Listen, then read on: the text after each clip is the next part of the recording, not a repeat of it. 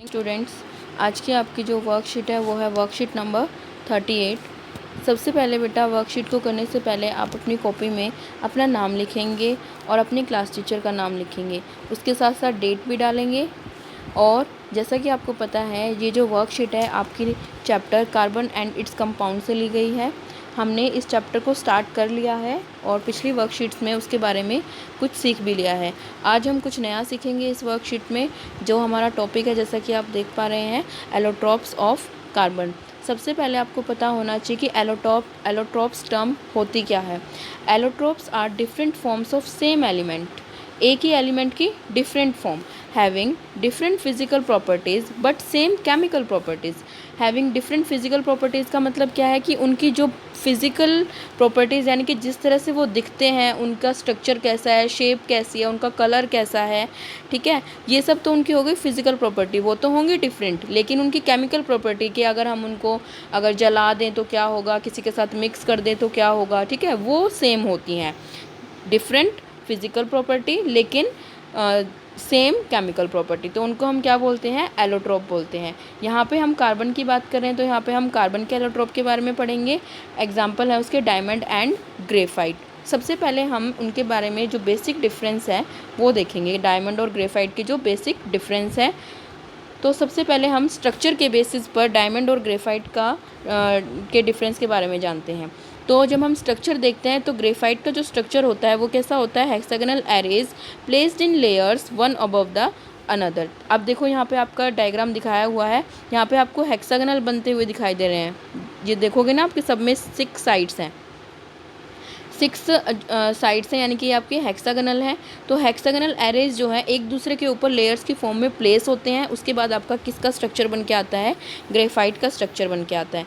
इसी तरह से डायमंड का स्ट्रक्चर कैसा होता है, इसमें एक कार्बन एटम आगे 4 डिफरेंट कार्बन एटम्स के साथ ज्वाइन होता है। जो आपको ये 4th वन दिखाई दे रहा है बेटा, ये आपकी बैक साइड में है, तभी इसमें कैसा स्ट्रक्चर बनता है, 3 डायमेंशनल स्ट्रक्चर बनता है। ये आपका नीचे नहीं है, 2 के नीचे नहीं है, 2 के बैक साइड में है।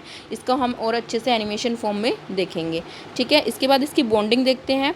जो आपका ग्रेफाइट होता है उसमें each carbon atom is bonded to 3 other carbon atoms. अगर मैं यहाँ पे एक कार्बन का एग्जाम्पल लूँ, किसी भी एक कार्बन को उठाऊं, मान लो मैंने ये वाला कार्बन लिया, ये वाला C मैंने इसको नाम दे दिया, तो ये अदर 3 कार्बन एटम से जॉइंट होता है। तो ये फर्स्ट हो गया, ये सेकंड हो गया और ये थर्ड हो गया। तो ये 3 कार्बन एटम से जॉइंट होता है और इसमें one of this bond is A double bond. इनमें से एक का बॉन्ड कैसा होता है, डबल बॉन्ड होता है, क्योंकि जो कार्बन की वैलेंसी होती है बेटा वो क्या होती है, 4 होती है। लेकिन यहाँ पर कितने बॉन्ड पूरे हो रहे हैं, 3 के साथ तो 3 ही हो रहे हैं, 1 2 3, तो वो 4 कंप्लीट करने होते हैं ना, उसकी वैलेंसी को कंप्लीट करना होता है। तो इसलिए एक कार्बन जो एटम होगा उसमें कैसा होगा, वो डबल बॉन्ड का होगा, ठीक है। इसको हम एनिमेटेड फॉर्म में और अच्छे से जानेंगे, ओके। उसके बाद each carbon atom is bonded to 4 other carbon atoms forming a rigid 3 dimensional structure. ये किस में है, ये डायमंड में है कि एक कार्बन एटम आगे 4 जो है, जैसे कि मैंने आपको यहाँ पे दिखाया, 4 डिफरेंट कार्बन एटम से जॉइंट होता है। ये 4th वन जो है सेकंड के बैक साइड में है और एक ये प्रॉपर रिजिड 3 डायमेंशनल स्ट्रक्चर को फॉर्म करता है। इसके बाद हम अपीयरेंस में आते हैं। जो आपका ग्रेफाइट होता है वो कैसा होता है, स्मूथ और स्लिपरी होता है। और जो आपका डायमंड होता है, हार्डेस्ट सब्सटेंस नॉन सब्सटेंस। आपको पता है डायमंड और ग्रेफाइट जैसे कि कार्बन के एलोट्रोप हैं, तो दोनों ही क्या हैं आपकी, ये नॉन मेटल है। नॉन मेटल की आपकी एक्सेप्शन में दोनों ही चीज़ आती हैं, आपका डायमंड भी आता है और ग्रेफाइट भी आता है। तो जैसे कि आपको पता है नॉन मेटल कैसी होती हैं, ब्रिटल होती हैं, इजीली ब्रेक हो जाती हैं। लेकिन डायमंड एक ओनली ऐसी नॉन मेटल है जो सबसे हार्डेस्ट सब्सटेंस है। अब तक जितने भी सब्सटेंस के बारे में जाना गया है उनमें सबसे हार्डेस्ट नॉन मेटल है, जो कि सबसे हार्ड है, वो है आपका डायमंड। इसके बाद हम कंडक्टिविटी पे आते हैं, किस तरह से इलेक्ट्रिसिटी कंडक्ट होती है। ग्रेफाइट गुड कंडक्टर होता है। अब ये भी क्या है आपकी, ये भी एक एक्सेप्शन है, किसकी, नॉन मेटल की, क्योंकि जनरली जो है नॉन मेटल जो है गुड कंडक्टर नहीं होती, बैड कंडक्टर होती है इलेक्ट्रिसिटी की। क्योंकि ग्रेफाइट में क्या होते हैं, फ्री इलेक्ट्रॉन्स होते हैं, इसकी वजह से वो क्या है, गुड कंडक्टर ऑफ इलेक्ट्रिसिटी। लेकिन जो आपका डायमंड है वो कैसा है, वो बैड कंडक्टर ऑफ इलेक्ट्रिसिटी है। इसके बाद हम यूजेस देखते हैं। जो आपका ग्रेफाइट है उसको हम लुब्रिकेंट की तरह यूज़ करते हैं और पेंसिल की लेड, जो हम पेंसिल लिखते हैं जिससे हम लिखते हैं, वो ब्लैक कलर का जो लेड होता है वो क्या होता है, आपका ग्रेफाइट होता है, ओके। और जो आपका डायमंड है वो किसके लिए, किस पर्पज़ के लिए यूज़ किया जाता है, कटिंग टूल्स के लिए और ज्वेलरी मेकिंग के लिए डायमंड का हम यूज़ करते हैं। तो अब हम देखते हैं इनका स्ट्रक्चर किस तरह से यहाँ पे शो किया गया है। सबसे पहले जैसा कि मैंने अभी आपको एक्सप्लेन किया, डायमंड का स्ट्रक्चर है, एक carbon atom next 4 carbon atom से जॉइंट होता है और इस तरह से पूरा स्ट्रक्चर आगे पूरा स्ट्रक्चर यूँ डायमंड का फॉर्म हो जाता है। और इस तरह से ग्रेफाइट में हेक्सागोनल स्ट्रक्चर बनता है आपका, और ये हेक्सागोनल जो एरे हैं एक दूसरे की ऊपर लेयर की तरह फॉर्म होते हैं, जिसके बाद आपका एक ग्रेफाइट फॉर्म होता है। जैसे यहाँ पे 2 लेयर दिखाई दे रही है ना, एक तो ये और एक ये, इस तरह से बहुत सारी लेयर आपस में ज्वाइन होती हैं और एक आपका ग्रेफाइट फॉर्म होता है। अब यहाँ पे एक और स्ट्रक्चर आपको दिखाई दे रहा होगा, इसका नाम है C60 बकमिंस्टर फुलेरिन। सबसे पहले C60 का मतलब क्या है? C60 का मतलब है यहाँ पे कार्बन के 60 एटम्स हैं, ठीक है, और इसका नाम है बकमिंस्टर फुलेरिन। बकमिंस्टर फुलेरिन क्यों दिया गया इसका नाम? क्योंकि एक साइंटिस्ट थे जिसने इसके बारे में पता लगाया, उसके नेम पर इसका नाम बकमिंस्टर फुलेरिन दिया गया। अब ये स्ट्रक्चर जो है डायमंड और ग्रेफाइट से, ये भी एक आपका कार्बन का क्या होता है, एलोट्रोप होता है। और ये स्ट्रक्चर जो है कार्बन और ग्रेफाइट के स्ट्रक्चर से किस तरह से डिफरेंट है वो मैं आपको बता देती हूँ। जैसा कि आप देख पा रहे हैं इसमें थोड़ा सा बोल्ड बना हुआ है आपका, बीच में देखिए ये आपका एक पेंटागन बना हुआ है, और यहाँ पे आप एक देख सकते हैं ये आपका एक हेक्सागन बना हुआ है। तो इस तरह से आपके 60 कार्बन एटम्स पेंटागन और हेक्सागन की फॉर्म में जॉइंट होते हैं। एक फुटबॉल जैसी शेप ये अपनी एक्वायर कर लेता है, इसलिए हम इसको क्या बोलते हैं, बकमिंस्टर फुलेरिन। और इसका जो स्ट्रक्चर होता है वो एक आपका डोम स्ट्रक्चर हो जाता है आपका, यहाँ पे लिखा है ना जियोडेसिक डोम स्ट्रक्चर जैसा बन जाता है। तो इसीलिए, और ये क्योंकि इसको जो है इसका जो नेम है वो आपके बकमिंस्टर फुलर साइंटिस्ट के नाम पे दिया गया था, ठीक है, इसलिए इसको हम क्या बोलते हैं, फुलेरिन बोलते हैं। ओके, अब इसके बाद हम इसको थोड़ा इन स्ट्रक्चर्स को थोड़ा और अच्छे से एनिमेटेड फॉर्म में समझने की कोशिश करते हैं। चलिए सबसे पहले हम देखते हैं जो हमारे एलोट्रोप्स हैं डायमंड और ग्रेफाइट, उनका स्ट्रक्चर कैसे फॉर्म होता है। जैसे कि आप यहाँ पे देख पा रहे हैं जो आपको स्ट्रक्चर घूमता हुआ दिखाई दे रहा है, डायमंड का स्ट्रक्चर है। इसमें आपको दिख रहा होगा कि एक कार्बन जो है नेक्स्ट 4 कार्बन एटम से किस तरह से जॉइंट होता है। देखिए इसमें किस तरह से आपको दिखाई दे रहा है, जैसे कि मैंने अभी आपको बताया था कि इसमें जो कार्बन एटम्स हैं, एक कार्बन एटम जो है ये वाला हमने अगर फर्स्ट कंसीडर किया तो उसके बाद 1 2 3 4 ये नेक्स्ट 4 कार्बन एटम है, और इस तरह से ये पूरी चेन आगे बनती जाती है और आपका डायमंड का स्ट्रक्चर फॉर्म होता है। ठीक है, देखेंगे हम इसको किस तरह से बनता है। ये आपका डायमंड का स्ट्रक्चर था, और डायमंड के स्ट्रक्चर में आपको देखो मैंने बताया था ना पीछे की तरफ होता है, ये उसके नीचे नहीं होता। तो इस तरह से टेट्रागोनल पूरी शेप बनती है, और ये टेट्रागोनल शेप आगे डायमंड का फॉर्म बनाती है। अब यहाँ पे हेक्सागोनल शेप जो दिखाई दे रही है ग्रेफाइट के लिए है। ग्रेफाइट में मैंने आपको बताया था कि आपके एक कार्बन एटम जो है वो नेक्स्ट 3 कार्बन एटम से जॉइंट होता है। जैसे कि मैंने इसको अगर कंसीडर किया तो ये 1 2 3 ये आपके नेक्स्ट 3 कार्बन एटम है जिससे वो जॉइंट होता है। और मैंने वहाँ पे आपको एक और बात बताई थी कि वहाँ पे जो आपकी बॉन्डिंग होती है उनमें से तीनों कार्बन एटम में से एक जो कार्बन एटम होंगे उनके बीच में जो बॉन्ड होगा वो कैसा होगा, वो डबल बॉन्ड होगा। बताया था ना मैंने आपको। देखो अब इसमें हम अच्छे से क्लियरली देख पा रहे हैं। जैसे क्योंकि कार्बन का जो आपका मैंने आपको बताया था वो कितनी होती है, वैलेंसी हमारी 4 होती है ना। लेकिन अगर मैं यहाँ पे बॉन्ड देखूँ 1 2 3 4, वो 4 तभी कंप्लीट होंगे जब इनमें से किसी भी एक कार्बन के बीच में डबल बॉन्ड होगा, है ना। तो इसीलिए यहाँ पे जो हमारा एक, अगर मैं यहाँ पे एक पूरा स्ट्रक्चर देखूँ कि एक carbon atom next 3 carbon atom से इस तरह से जॉइंट होता है, तो इनमें से किसी भी एक कार्बन के पेयर के बीच में डबल बॉन्ड होता है। तो ये आपका किसका स्ट्रक्चर है, ये आपका ग्रेफाइट का स्ट्रक्चर है। ठीक है, तो हेक्सागोनल फॉर्म आपको इसमें शो हो रही है। ठीक है, और ये एरेज जो हैं एक दूसरे के ऊपर अरेंज होते हैं, और अरेंजमेंट होने के बाद आपका पूरा क्या बनता है, एक ग्रेफाइट का स्ट्रक्चर फॉर्म होता है। देखिए आपको अब यहाँ पे लेयर्स दिखाई देंगी, आपको हेक्सागोनल लेयर्स 3 लेयर्स दिख रही हैं।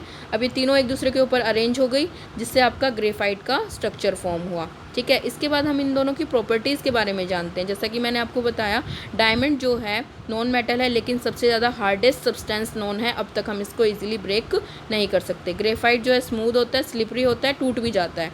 और जैसे कि आप डायग्राम में देख रहे हो यहाँ पे इलेक्ट्रॉन्स की मूवमेंट दिख रही है ना आपको, देखो इसमें डायग्राम में हम देखते हैं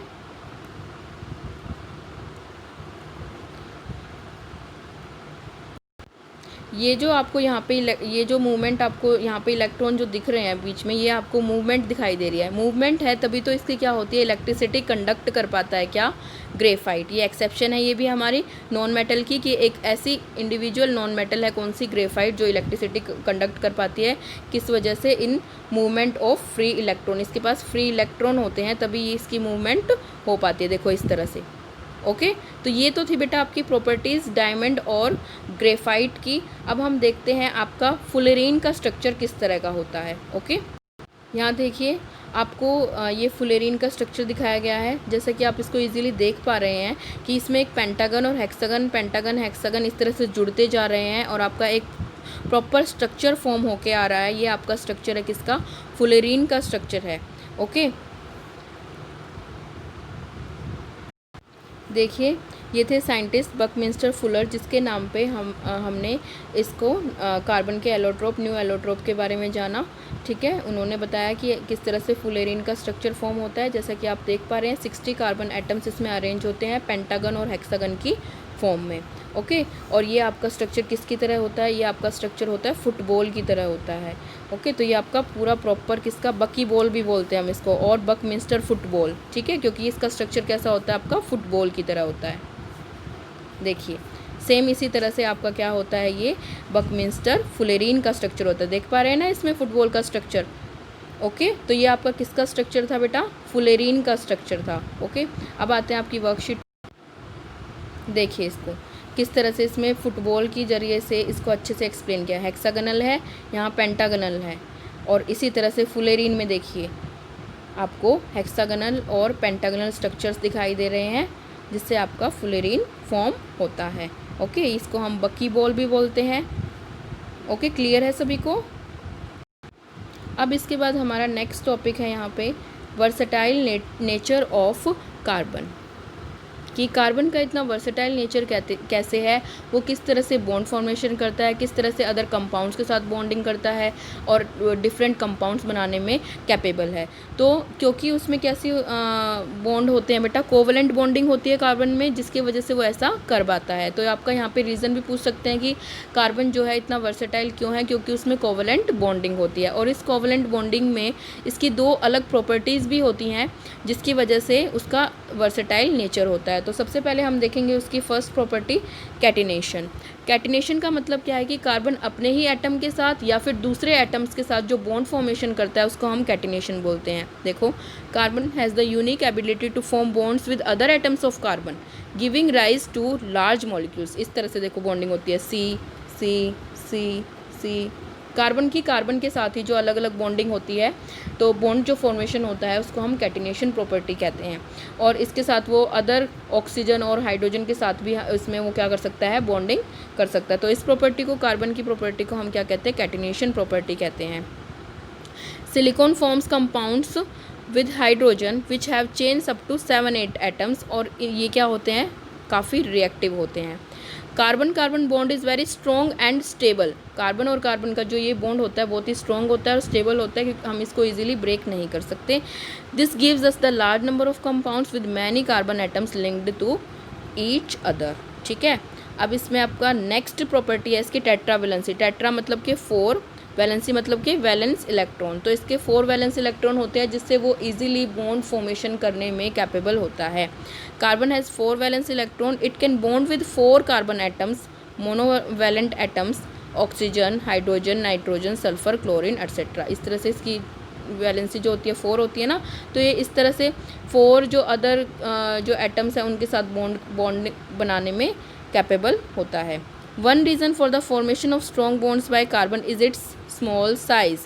This enables the nucleus to hold on to the shared pair of electrons strongly. इसका small size होता है, जिसकी वजह से न्यूक्लियस के पास वो easily उसको इलेक्ट्रॉन्स को होल्ड करके रखता है। शेयर्ड इलेक्ट्रॉन जो होते हैं उनको इजीली होल्ड कर लेता है कार्बन के स्मॉल साइज़ की वजह से। The bonds formed of carbon elements having larger atoms are much weaker. अगर ज़्यादा बड़े एटम होंगे तो उनकी बॉन्ड फॉर्मेशन कैसी होती है, वीक होती है। ठीक है, तो इसका रीज़न अगर आपसे पूछ लें कि आपका जो कार्बन है वो स्ट्रॉन्ग बॉन्डिंग कैसे करता है, क्योंकि उसकी जो साइज़ होता है बहुत स्मॉल होता है, जिसकी वजह से उसका न्यूक्लियस जो है शेयर्ड इलेक्ट्रॉन को बहुत अच्छे से टाइटली होल्ड करके रखता है। ओके, इसके बाद diamond can be synthesised by subjecting pure carbon to very high pressure and temperature. Diamond को कैसे बना सकते हैं, सिंथेसाइज कर सकते हैं कार्बन को हाई प्रेशर और टेम्परेचर पर सब्जेक्ट करने पे।